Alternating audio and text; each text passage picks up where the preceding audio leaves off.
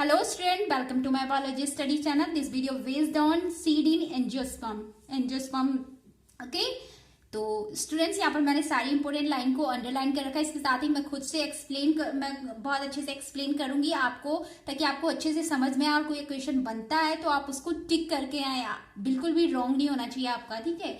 तो without time investing start करते हैं। इन angiosperm the seed is the final product of sexual reproduction. मतलब जो सीड है वो क्या है? फाइनल प्रोडक्ट है। किस चीज का? सेक्सुअल रिप्रोडक्शन का फाइनल प्रोडक्ट क्या है? सीड है। Okay, it is the often describe as a fertilised ovule. मतलब क्या होता है? इसको हम ऐसे भी बोल सकते हैं, ये फर्टिलाइज्ड ओव्यूल जो होता है, इस सीड को हम फर्टिलाइज्ड ओव्यूल भी बोल सकते हैं। बिकॉज आपको तो पता ही है, इससे पहले की वीडियो अगर आपने देख रखी तो आपको समझ में आ रहा होगा कि ये लाइन इस तरीके से क्यों बोल रखी। क्यों? क्योंकि जो ओव्यूल है, फर्टिलाइजेशन के बाद ओव्यूल से ही क्या होता है? सीड बनता है। इसीलिए इन्होंने बोल रखा है it is often describe as a fertilised ovule. Okay, seeds are formed inside fruit. Seed जो होते हैं वो फ्रूट के अंदर बनते हैं। ये तो आपको पता ही है कि जब आप फ्रूट्स खाते हैं तो देखते हैं सीड तो अंदर ही होता है ना। तो वही A seed typically consists of seed coat, cotyledon and an embryo axis। जो सीड होता है उसमें क्या होता है? सीड में क्या होता है? सीड में होता है सीड कोट, कॉटिलिडन और एम्ब्रियो।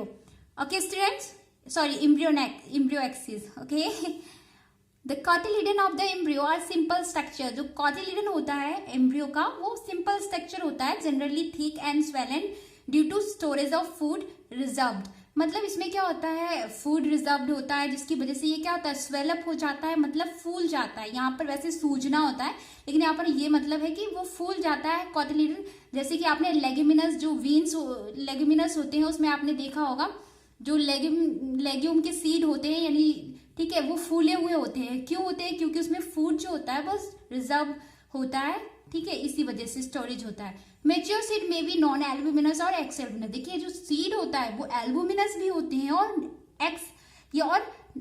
एल्बुमिनस भी होते हैं और नॉन एल्बुमिनस भी होते हैं। देखिए जो नॉन एल्बुमिनस सीड होते हैं हैव नॉट रेजिडुअल एंडोस्पर्म। जो नॉन एल्बुमिनस है उसमें क्या होता है? उसमें रिमेनिंग में बचा हुआ एंडोस्पर्म नहीं होता है, ठीक है। As it is a completely consume during embryo development. क्यों? क्योंकि उसमें ये जो एंडोस्पर्म है वो कंप्लीटली यूज कर लिया जाता है जब एम्ब्रियो डेवलपमेंट होता है। उसके थ्रू ये कंप्लीटली यूज कर लिया जाता है। और इसका एग्जांपल क्या है नॉन एल्बुमिनस सीड का? P and groundnut. स्टूडेंट्स यहाँ से डायरेक्ट जो है एग्जाम्पल्स उठा के पूछ लेता है कि एल्बुमिनस कौन सा है, नॉन एल्बुमिनस कौन सा है। तो आप यहाँ पर एग्जाम्पल्स पे को अच्छे से ध्यान रखिएगा। Albuminous seed retain a part of endosperm as it is not completely used up during embryo development. मतलब जो एल्बुमिनस सीड होते हैं उनमें जो एंडोस्पर्म होता है वो रिमेनिंग में बच जाता है, कंप्लीटली यूज नहीं हो पाता है, ठीक है। एम्ब्रियो डेवलपमेंट के समय कंप्लीटली यूज नहीं हो पाता और रिमेनिंग में बच जाता है, वो होते हैं एल्बुमिनस सीड। जैसे वेट, मेज, वर्ले, कैस्टर, ये सारे आपको लर्न करने, याद रखने। Occasionally in some seeds such as black pepper, wheat, remains of nucleus are also represent। देखिए कुछ जो सीड्स होते हैं उनमें जैसे ब्लैक पेपर हो गया, ब्लैक पेपर, वेट हो गया, इनमें न्यूक्लियस रिमेनिंग में बच जाता है। तो this residual persistent nucleus is the perisperm, ठीक है। इस टाइप के जो रेजिडुअल मतलब जिसमें न्यूक्लियस जो होता है रिमेनिंग में बच जाता है उसको हम बोलते हैं perisperm. Okay, integument of ovule harder as tough protective seed coat. मतलब जो इंटीग्यूमेंट होता है ओव्यूल का उससे क्या बनती है? उससे सीड की हार्डर और प्रोटेक्टिव जो होते हैं ये प्रोटेक्टिव कवरिंग बनती है, ठीक है।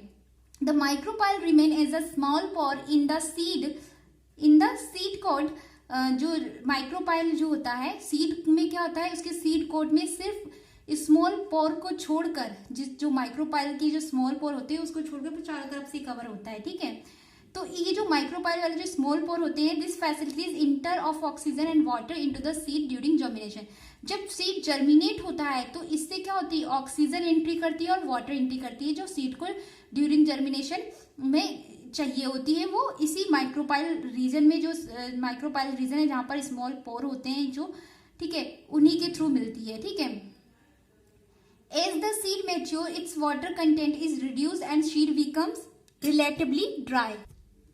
दैट मीन्स क्या होता है कि जब सीड मैच्योर होता है तो इसका वाटर कंटेंट क्या होता है? रिड्यूस होता है, जिससे सीड बिकम्स जो होता है, मतलब सीड जो होता है वो ड्राई हो जाता है। The general the general metabolic activity of embryo slow, और जो एम्ब्रियो होता है उसकी जो मेटाबॉलिक एक्टिविटी हो जाती है वो स्लो हो जाती है, ठीक है। The embryo may be enter in a state of inactive called dormancy, मतलब जो एम्ब्रियो होता है वो इनएक्टिव हो जाता है और वो जिस स्टेज में एंट्री करता है वो होती है dormancy, okay.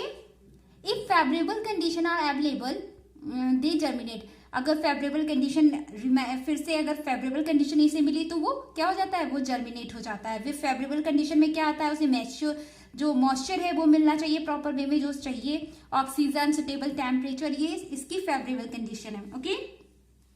As ovule mature into the seed the ovary develop into the fruit, okay.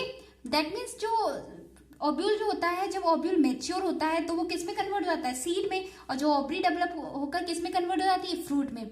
The transformation of ovule into the seed and ovary into the fruit process simultaneously, मतलब ये दोनों process जो होती हैं साथ साथ होती हैं, ओव्यूल का सीड में कन्वर्ट होना और ओव्यूल का फ्रूट में, ये दोनों प्रोसेस साथ साथ होती है। The wall of ovary develop into the wall of fruit called pericarp, मतलब जो ओव्यूल जो ओवरी की वॉल होती है, ठीक है, वो क्या होती है, वो फ्रूट की वॉल में कन्वर्ट हो जाती है, जिसको हम बोलते हैं पेरिग्राफ। मतलब फ्रूट की वॉल को क्या बोला जाता है, पेरिग्राफ बोला जाता है। ये भी आपसे क्वेश्चन पूछ लेता है।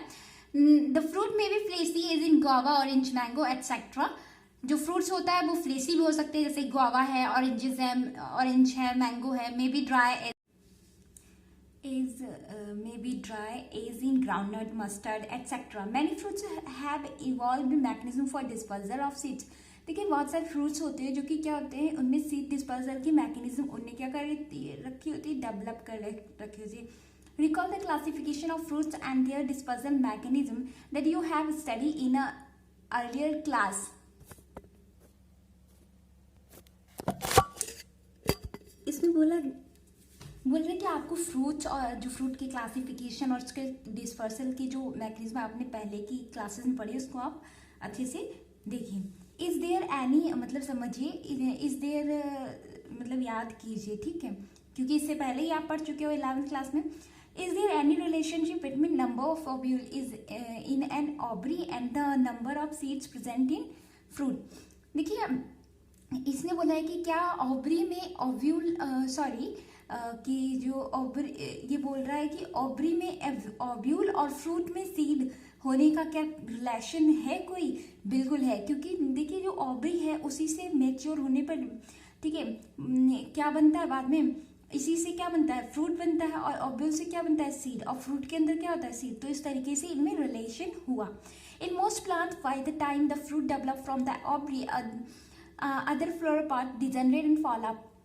देखिए मोस्ट प्लांट में क्या होता है, जो फ्रूट टाइम होता है तब जो ओवरी होती है उससे फ्रूट बनता है, और बाकी जो रिमेनिंग पार्ट्स होते हैं, फ्लोरल पार्ट्स, वो डिजेनरेट हो जाते हैं और गिर जाते हैं। However in a few species such as apple, strawberry, cashew etcetera the thalamus also contribute to fruit formation. मतलब जो एप्पल जैसे कि बहुत कुछ स्पीसीज है उसमें जो होता है थैलेमस जो होता है वो कंट्रीब्यूट करता है फ्रूट को फॉर्मेशन करने में। तो उसका एग्जाम्पल है एप्पल, स्ट्रॉबेरी, कैश्यू। देखिए स्टूडेंट्स यहाँ पर ये जो एग्जाम्पल्स हैं आप याद रखिएगा, बिकॉज एग्जाम्पल्स याद रखिएगा इसलिए क्योंकि ये एग्जाम्पल्स पूछ लेता है, फॉल्स फ्रूट पूछ लेता है, ओके। देन उसके बाद most fruits however develop only from the ovary and are called true fruits. मतलब बहुत सारे फ्रूट्स होते हैं जो ओनली ओवरी से डेवलप होते हैं, उनको हम ट्रू फ्रूट्स बोलते हैं, okay. All those in most of the species fruits are the result of fertilization. There are a few species in which fruits develop without fertilization. मतलब कुछ जो मोस्टली क्या होता है स्पीसीज में फ्रूट जो होता है वो डेवलप होता है, फ्रूट डेवलप होता है, रिजल्ट होता है फर्टिलाइजेशन का, ठीक है।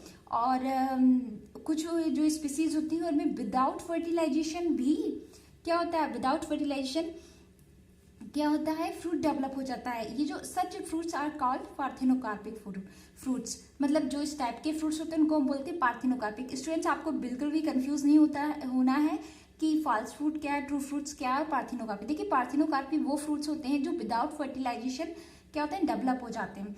और जो ट्रू फ्रूट्स क्या होते हैं, जो जिसमें ओनली ओवरी जो होती है वो क्या करती है, जिसमें ओवरी से ओनली फ्रूट बनता है, वो ट्रू फ्रूट्स होते हैं। और जिसमें थैलेमस कंट्रीब्यूट करता है फ्रूट फॉर्मेशन में, उसको हम फॉल्स फ्रूट बोलते हैं। ठीक है। Such fruits are banana is one such example. Parthenocarpy can be induced through the application of growth hormone and such fruits are seedless. That means जो बनाना है वो इसका एक एग्जाम्पल है, ठीक है। और पार्थेनोकार्पिक में हम ग्रोथ हार्मोन का यूज करके ये प्रोसेस पार्थेनोकार्पी प्रोसेस होती है। और इसमें क्या होता है, इसका एक इसमें जो इस टाइप के फ्रूट होते हैं उनमें क्या होता है, इस टाइप के जो फ्रूट्स होते हैं उनमें क्या होता है वो सीडलेस होते हैं, ओके। और ग्रोथ हार्मोन के थ्रू जो पार्थेनोकार्पिक फ्रूट्स होते हैं उनको बनाया जाता है, इंड्यूस किया जाता है, ओके स्टूडेंट्स। अगर आपको ये मेरी वीडियो पसंद आई है तो प्लीज़ लाइक करें एंड अपने फ्रेंड्स को शेयर करें। और अगर आप मेरे चैनल पे नए हैं तो सब्सक्राइब करना ना भूलें। Thank you for watching.